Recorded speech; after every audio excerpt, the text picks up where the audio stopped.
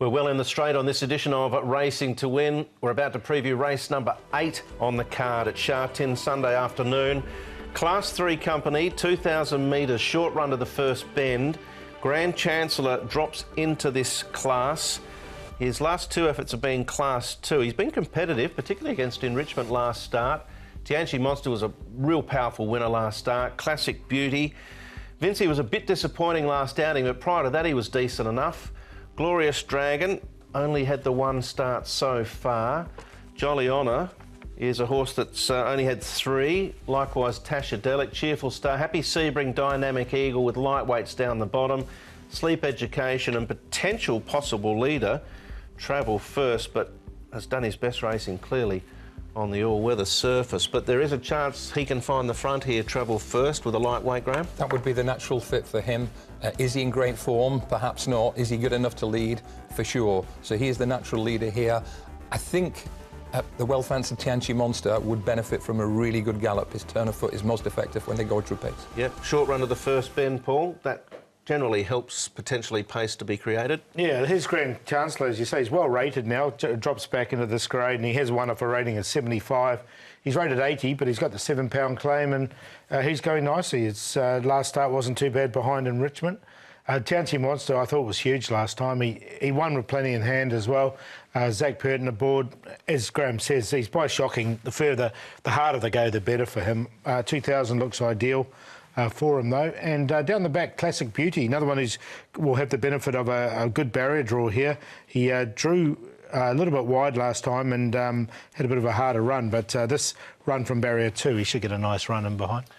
All right, we'll start at the top with the Grand Chancellor, who, of course, came to Hong Kong for a possible derby scenario. It didn't eventuate for him, but he has won the 1 race in this class over this distance. John Moore has had some success with Victor Wong this season. He's ridden 4 winners for him. I think Victor's last 4 form figures for John Moore are 1, 1, 2, 1. Yeah. He doesn't reach out to him that often, but when he does, they tend to combine very well. Bingo, a case in point. This horse got going a bit too late last time. He hit a flat spot. He can travel better than that, but his last couple of runs have been very good. He's down in grade. He's a big chance for me. Yeah, he is.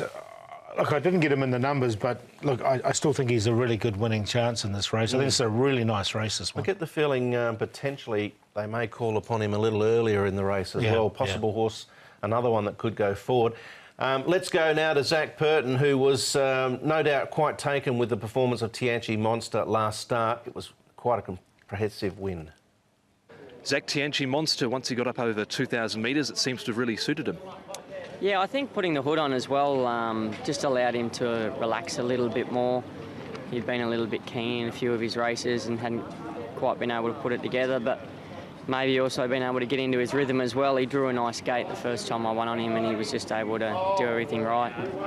He got the job done and took some confidence out of that, so he's racing well. Is he one of those horses that just needs sort of that 1 sprint at them in these 2,000 metre races? Not really. I think he can stay a little bit, but he just needs a tempo early enough to allow him just to switch off. And once you get him to switch off, then he can play ball after that. Bit more weight and at the top of the grade, do you think he can measure up? It's never easy when you're carrying a big weight, especially over a distance. So it's a concern, but we'll just try and deal with it. Comprehensive win it was. I think the question we need to ask, he does hold a Derby nomination too. He's on a rating of 80 going into this. If he was to space these, does he put himself into contention? Does he put his name up in lights as a chance for the Derby, winning 3 of his past 4? He needs to be really impressive to earn a place in the Derby. But he was backed off the boards in the last few minutes before the race last time, and he won like a really progressive horse. He beat 7 or 8 of these rivals, and he beat them handsomely, Paul. Yeah, he did. He won really nicely. I don't think he's in the Derby class, to answer your question, but he's still racing well, and he won nicely enough. Yeah, well, I'm sure if he wins and makes it 3 of 4, they'll be kicking up a reason why he probably should be there. He is coming right at the right time. Vinci looked like he was ready to win, and then sort of threw in a little bit of a wobbly here behind Cordyceps. Not sure what to make of his last start. This was the one leading in. This is the one behind Nikoni Express. This was a really promising performance. This persuaded me that he was a real good chance last time. Went off 3.3, Paul, but what happened? Yeah, I don't know. I made him the best of the day, and he was very disappointing, I thought. I looked at the vet, everything after the race, to see if there was any excuses. There wasn't.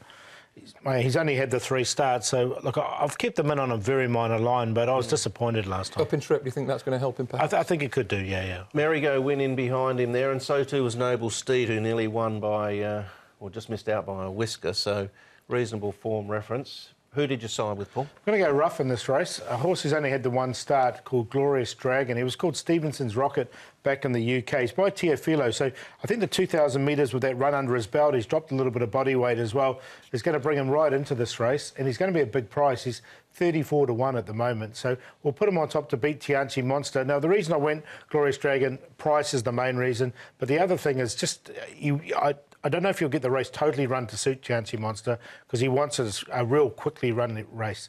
Classic Beauty, I thought, had excuses last time, and Vinci will give him another chance. But at that price, I'm happy to go each way to 7. I'm going to take my chances with the top weight here. I'm going to go 1, 2, 12 and 3. Grand Chancellor is a pretty classy horse in this grade. He's got Victor Wong for the first time. I hope he lays up a little closer than last time. Tianchi Monster is a hard horse to dislike in any way. Super progressive. Dynamic Eagle got a pretty tough run in the middle part of the race last time. He can do better. Classic Beauty seems like he's gradually making some progress now. I'm going to take a little chance with my Happy Sebring up to 2,000 metres. He's a heartbreaker, though, isn't he? He is, but you'll get a price about him. I actually think Tianchi Monster's flying at the moment. And is clearly the hardest to beat, but I like to shop for a bit of value generally, Graham, so I'll go for some value shopping here.